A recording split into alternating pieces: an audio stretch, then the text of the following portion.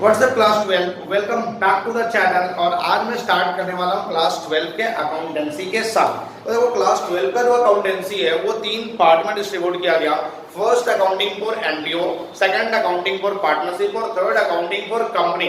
तो आज के क्लास में जो स्टार्ट करने वाला हूँ वो अकाउंटिंग फॉर पार्टनरशिप। अब सर अकाउंटिंग फॉर पार्टनरशिप क्यों? क्योंकि अकाउंटिंग फॉर पार्टनरशिप सबसे ज्यादा मार्क्स कैरी करता है आपके एग्जाम में। ये टोटल 30 मार्क्स कैरी करता है आउट ऑफ 80। तो ये एक मेजर पोर्शन बन जाता है आपके एग्जाम में मार्क्स कैरी करने का। अब मोस्ट ऑफ द स्कूल्स में जितने भी पीरियोडिक होते हैं या हाफ ईयरली होते हैं उन सारे में पार्टनरशिप से सबसे ज्यादा मेजर क्वेश्चन पूछे जाते हैं। तो आज मैं स्टार्ट करने वाला हूँ पार्टनरशिप। अब अकाउंटिंग फॉर पार्टनरशिप को स्टार्ट करने से पहले मैं आपको बताना चाहूंगा कि क्लास 11th में हमने ये पढ़ा था कि किस तरीके से प्रॉफिट और लॉस निकाला जाता है by using profit and loss account. अगर आपने नहीं पढ़ा था तो आप यहाँ पे समझो, मैं उसको समझा रहा हूँ कि कैसे हम लोग प्रॉफिट और लॉस निकालते थे।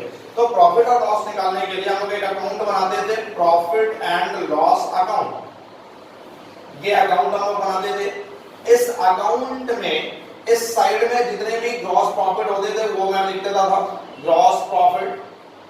अब सपोज कि ग्रॉस प्रॉफिट मेरा था 1 लाख रुपीस का और जितने भी इनकम होते थे वो सारे इनकम मैं इस साइड में लिख देता था। सपोज कि मेरा टोटल इनकम था 4 लाख रुपीस का। उसके बाद अब सिर्फ इनकम तो बिजनेस में नहीं होता ना, अगर आप बिजनेस कर रहे हो तो कुछ ना कुछ खर्चे भी होंगे, एक्सपेंसेस भी होंगे। तो जितने भी एक्सपेंसेस होते थे उन सारे एक्सपेंसेस को मैं इस साइड में लिख देता था। सपोज कि टोटल 4 लाख रुपए के एक्सपेंसेस हुए, यानी कि इन सारे इनकम को कमाने के लिए 4 लाख रुपए खर्च भी करने पड़े। अब इसके बाद यहाँ पे मैं निकाला था कि हमारा फाइनल प्रॉफिट कितना हुआ। तो नेट प्रॉफिट मेरा कितना आया? अब इनकम हमने कमाए 5 लाख और खर्चा किए 4 लाख, तो मेरा प्रॉफिट कितना आ गया? 1 लाख। और इसको मैं यहीं पे बंद कर देता था। तो यहां से मेरा प्रॉफिट निकल के आ गया कि टोटल बिजनेस में हमने 1 लाख रुपीस का प्रॉफिट कमाया। अब सपोज कि यहाँ पे कोई भी एक इंडिविजुअल ओनर है, उसने 1 लाख रुपीस के प्रॉफिट कमा लिए। अब 1 लाख का प्रॉफिट वो घर लेके जाएगा और उसको कैपिटल में ऐड भी कर देगा कि भाई हमने 1 लाख रुपीस का प्रॉफिट कमाया। तो इस तरह से हमें प्रॉफिट लॉस निकालना था।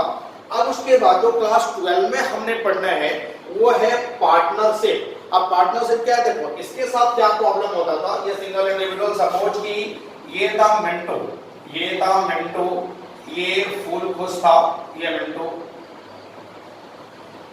इस तरह से ये मिंटू था और ये फूल खुश था, ये मिंटू था।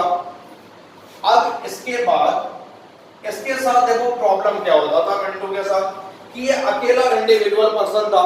एक अकेला इंडिविजुअल पर्सन, इसने अकेला होते हुए भी 5 लाख रुपए का इनकम कमा लिया, बट इसने 4 लाख रुपए खर्चा भी कर लिए। तो फाइनल इसका प्रॉफिट कितना हुआ? 1 लाख रुपीस का। अब इसी प्रॉफिट को ये घर लेके जाएगा, इसको घर का खर्चा भी चलाना है। तो इसका बहुत ज्यादा ग्रोथ नहीं हो पाता था। एज ए इंडिविजुअली अपने आप को बहुत ज्यादा ग्रोथ नहीं कर पाया अपने बिजनेस को।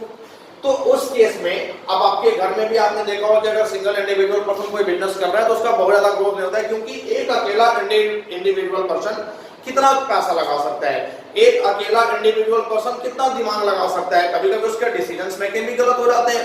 इवन वो कितना बिजनेस को अकेले मैनेज कर सकता है। तो उस केस में ये मिंटू सोचा कि भाई मेरी एक फ्रेंड है मिंटी, तो इसने मिंटी को बोला कि मिंटी मैं साइंस बैकग्राउंड से हूं और तुम कॉमर्स बैकग्राउंड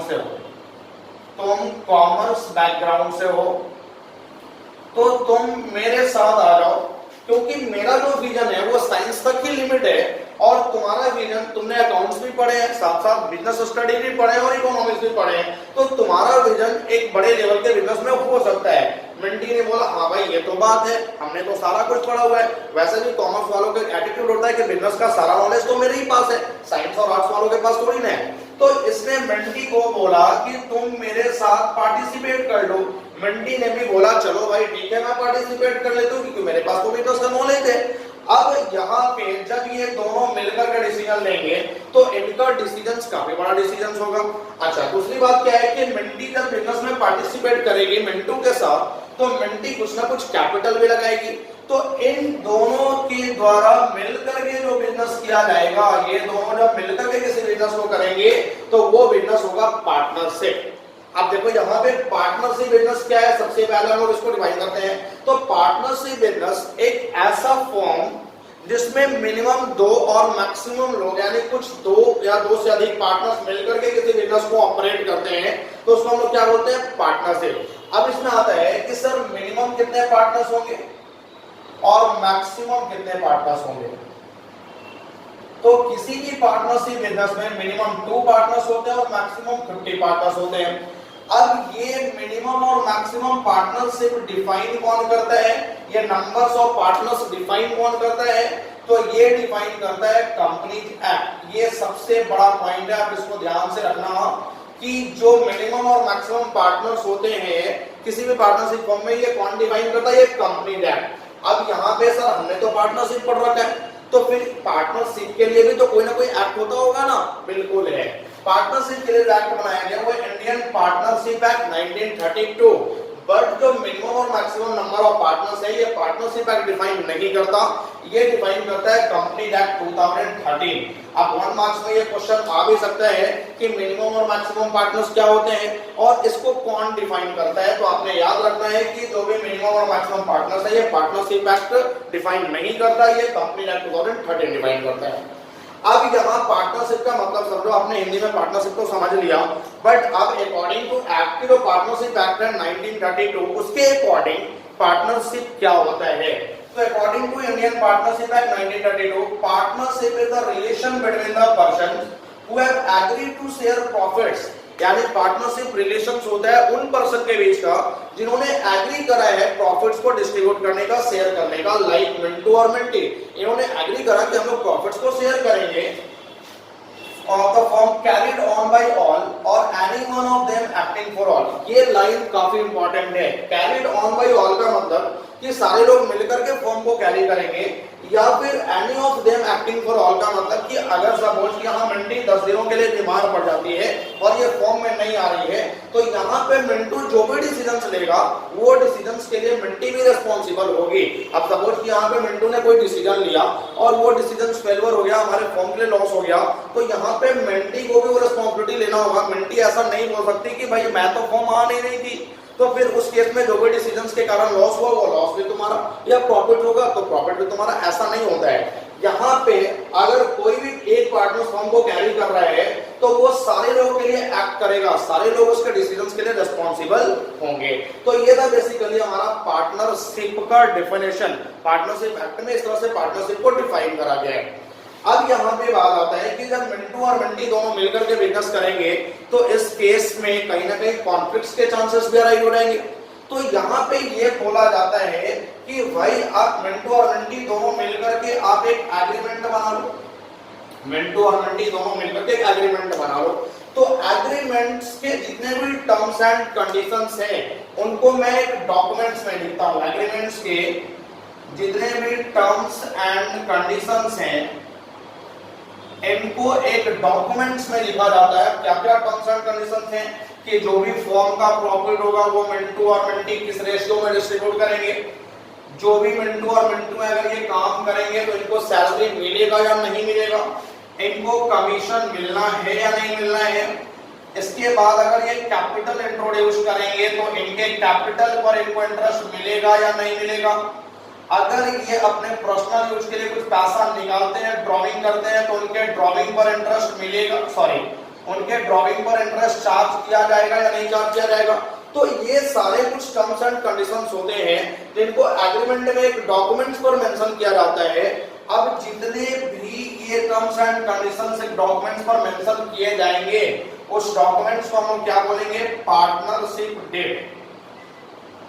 ये हो गया हमारा पार्टनरशिप डेट, यानी जिस डॉक्यूमेंट्स पर एग्रीमेंट में ये सारे टर्म्स एंड कंडीशंस मेंशन करे जाएंगे इस डॉक्यूमेंट्स को हम लोग बोलते हैं पार्टनरशिप डेट। अब यहाँ पे कभी कभी पार्टनरशिप देखो पार्टनरशिप डेट होता क्या है, तो पार्टनरशिप डेट ओरल भी हो सकता है, रिटन भी हो सकता है, बट ये प्रेस्क्राइब करना है कि पार्टनरशिप डेट रिटन ही होता है, यानी प्रेस्क्राइब्ड रिटन को ही करना है। अब क्यों रिटन को करना है, यहाँ तो ये दो फ्रेंड थे मिंटू और मिंटी, तो इन्होंने बोला कि भाई हमें क्या जरूरत है ये पार्टनरशिप डेट का, हम लोग तो चाइल्डहुड फ्रेंड है, हम लोग बचपन के फ्रेंड है। बट यहाँ पे एक बात समझो कि अगर बचपन के भी फ्रेंड है तो बेटा जी जिस समय पैसा आता है ना तो उस समय सारे फ्रेंडशिप सारे रिलेटिव खत्म हो जाते हैं। तो पैसा का बात जहां भी होगा वहां पे एक रिटेन में एग्रीमेंट कर लेना, कभी भी ओरल में एग्रीमेंट मत रखना।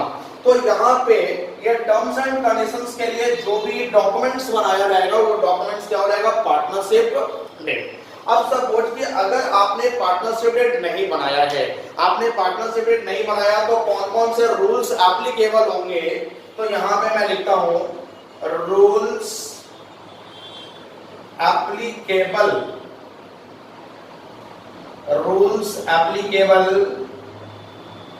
इन the absence of partnership date.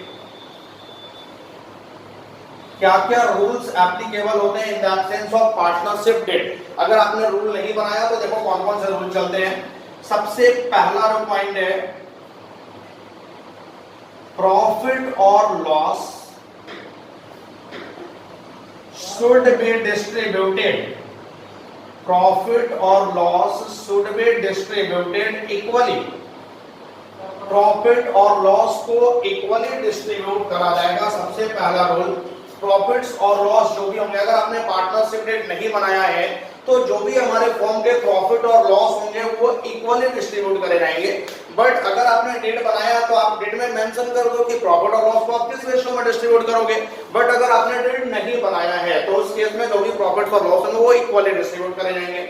Next हमारा होता है no interest on capital, no interest on capital will be paid. यानी कि अगर पार्टनर्स यहाँ पे कोई कैपिटल लगाते हैं, मिंटू और मंटी कोई भी कैपिटल लगाते हैं फॉर्म में, तो उनके कैपिटल पे कोई भी इंटरेस्ट पे नहीं किया जाएगा। अब सपोज कि ये हमारा फॉर्म है, ये हमारा फॉर्म है और दो पार्टनर्स है, एक मिंटू है और एक मंटी है। दो पार्टनर्स है, एक मिंटू है और एक मंटी है। ये मिंटू हो गया और ये मंटी हो गई, दो पार्टनर्स हैं। अब ये दोनों पार्टनर जो है वो फर्म को कुछ ना कुछ कैपिटल प्रोवाइड किए, ये दोनों पार्टनर्स फर्म को कैपिटल प्रोवाइड किए। तो इन्होंने कहा कि भाई जो कैपिटल हम आपको दे रहे हैं अगर वो कैपिटल हम अपने बैंक में जमा कर देते तो बैंक उस पर मुझे कुछ ना कुछ तो इंटरेस्ट देता, तो आप भी इंटरेस्ट दो। अब फर्म ने बोला कि ठीक है अगर आपको इंटरेस्ट लेना है तो आप पार्टनरशिप डेट में लिख दो कि मुझे इंटरेस्ट चाहिए तो मैं आपको इंटरेस्ट दे दूंगा। अब यहाँ पे फॉर्म इसलिए इंटरेस्ट देने बोल रहा है क्योंकि फॉर्म का तो सेपरेट लीगल एंटिटी है और मिंटू और Manti are the separate legal person. तो इस केस में फॉर्म अलग पर्सन होता है और मिंटू और मंटी अलग पर्सन होते हैं और जो भी हमने अकाउंटिंग करना है वो फॉर्म के बुक में करना है, मिंटू और मंटी के बुक में नहीं करना है। सपोज कि अगर आप मार्केट से कोई भी सामान खरीद के लाते हो तो उस केस में फॉर्म अलग होता है और जो फॉर्म के ऑनर हैं वो अलग पर्सन होते हैं, तो दोनों का सेपरेट लीगल एंटिटी होता है। Firm are the separate person and the Mintu और Manti are the separate person. तो यहाँ पे जो भी अकाउंटिंग करना है वो फॉर्म के बुक में करना है। तो अगर इनको इंटरेस्ट लेना है तो वो पार्टनरशिप डेट में लिखना पड़ेगा। बट अगर पार्टनरशिप डेट में इन्होंने नहीं लिखा है, पार्टनरशिप डेट बनाया ही नहीं है, तो उस केस में फॉर्म बोला कि मैं आपको कोई इंटरेस्ट पे नहीं करूंगा। नेक्स्ट हमारा क्या है, no interest on drawing, no interest on drawing will be charge, यानी इंटरेस्ट ऑन ड्रॉइंग भी चार्ज नहीं किया जाएगा। अब इंटरेस्ट ऑन ड्रॉइंग क्या है ये समझो, ये फॉर्म है और ये फिर से दो पार्टनर्स हैं मिंटू और मंटी, ये मिंटू है और ये मंटी है, ये दो पार्टनर्स हैं। अब फॉर्म से इन्होंने कुछ पैसा लिया है अपने पर्सनल यूज के लिए, फॉर्म मंटी को भी कुछ पैसा दिया एज वेल एज मंटी को भी कुछ पैसा दिया, फॉर्म से इन्होंने पैसा लिया है एज अ ड्रॉइंग। तो यहाँ पे फॉर्म बोलता है कि जब आप मुझे कैपिटल दे रहे हो तो आप उस पर इंटरेस्ट दे रहे हो, तो अगर मैं भी आपको पर्सनल यूज के लिए कुछ पैसा दे रहा हूं तो मैं भी उस पर इंटरेस्ट चार्ज करूंगा। बट यहाँ पे इंटरेस्ट तभी चार्ज किया जाएगा जब इन्होंने ये पार्टनरशिप डेट में लिखा है। अगर इन्होंने पार्टनरशिप डेट में लिखा है कि फॉर्म इनसे इंटरेस्ट चार्ज करेगा देन फॉर्म इंटरेस्ट चार्ज करेगा, अदरवाइज अगर पार्टनरशिप डेट आपने बनाया ही नहीं है तो उस पर इंटरेस्ट चार्ज नहीं करा जाएगा। उसके बाद बोला गया no salary commission will be paid, यानी कि कोई भी पार्टनर्स कितना भी एक्स्ट्रा काम कर ले, अगर पार्टनरशिप डेट नहीं बनाया गया तो उस केस में उस काम के लिए न तो किसी पार्टनर्स को सैलरी दिया जाएगा ना किसी पार्टनर्स को कमीशन दिया जाएगा। बट फिर से वही बात आ गई कि अगर पार्टनर्स को उनके काम के बदले सैलरी या कमीशन चाहिए तो फॉर्म बोलता है कि पहले आप वो पार्टनरशिप डीड में लिख दो, मैं आपको सैलरी और कमीशन दे दूंगा। बट अगर आपने पार्टनरशिप डीड बनाया ही नहीं है तो मैं आपके काम के बदले आपको सैलरी और कमीशन नहीं दूंगा। और लास्ट है interest on partners loan. Interest on partners loan will be paid at the rate 6% per annum। ये काफी इंपॉर्टेंट पॉइंट है, इसको समझना। अगर आपने पार्टनरशिप नहीं बनाया है तो भी अगर किसी पार्टनर से फर्म लोन लेता है, सपोज कि ये फर्म है और ये मिंटू से कुछ लोन लिया हुआ है, ये मिंटू है और ये मिंटू कुछ लोन प्रोवाइड किया है अपने फर्म को, तो यहां पे ये मिंटू बोलेगा कि भाई मैं आपको लोन दे रहा हूं तो उस लोन पे मैं आपसे इंटरेस्ट लूंगा। अब यहाँ पे फर्म बोलता है कि ठीक है, आपको जो भी इंटरेस्ट चाहिए आप पार्टनरशिप डीड में लिख दो, मैं आपको उतना इंटरेस्ट पे कर दूंगा। बट अगर पार्टनरशिप डीड बनाया ही नहीं गया है, अगर पार्टनरशिप डीड है तो फर्म यहाँ पे इंटरेस्ट पे करेगा, फर्म इस लोन के बदले इंटरेस्ट पे करेगा। बट कोई पार्टनरशिप डीड बनाया ही नहीं गया है तो यहाँ पे मिंटू को ऐसा नहीं है कि लोन पे इंटरेस्ट नहीं मिलेगा, लोन पे इंटरेस्ट मिलेगा, लेकिन सिर्फ कितना परसेंट मिलेगा, 6% पर एनम। अगर पार्टनरशिप डीड बनाया गया तो उसमें जितना परसेंट भी इन्होंने लिखा है कि 10%, 15%, 20%, तो फर्म उतना परसेंट इंटरेस्ट पे करेगा। बट अगर इन्होंने पार्टनरशिप डीड नहीं बनाया है तो उस केस में फर्म मिंटू को उसके लोन पे 6% पर एनम के रेट से इंटरेस्ट पे करेगा। तो ये सारे रूल थे, जब पार्टनरशिप डीड हमने नहीं बनाया है तब एप्लीकेबल होंगे। अगर पार्टनरशिप डीड हमने बनाया है तो उसमें जो भी लिखा है उसको फॉलो करना होगा। तो ये सारे थे गाइड्स जो हमारे बेसिक कॉन्सेप्ट थे, और सबसे ज्यादा कॉन्सेप्चुअल क्लियरेशन पे ही आपको फोकस करना है। बाद में हम लोग इसका क्वेश्चन बनाएंगे, हम लोग सारे बुक्स का क्वेश्चन बनाएंगे। जिनके पास जो भी बुक है, अगर आपके पास एनसीईआरटी है, डीके गोयल है, टीएस अग्रवाल है, अपने अपने बुक से सारे क्वेश्चन बनाओ, बस कॉन्सेप्चुअल क्लियरेशन रखो और हर एक टॉपिक को अच्छे से समझो, बेसिक कॉन्सेप्ट क्लियर करो, सारे बुक्स के सारे क्वेश्चन सॉल्व हो जाएंगे। तो आप इसका नोट्स बनाओ और प्रॉपर इसका रिवीजन भी करते रहो। अब कल मैं इसके नेक्स्ट क्लासेस को आगे बढ़ाऊंगा और इसके आगे के कुछ बेसिक कॉन्सेप्ट्स को कल के वीडियो में बताऊंगा। तब तक के लिए आप इसका नोट्स बनाओ। अगर किसी तरह का डाउट होता है आप कमेंट सेक्शन में मैसेज करो, वहां पे इमीडिएटली आपको उसका रिप्लाई मिलेगा, आपके डाउट क्लियर किए जाएंगे। Thank you.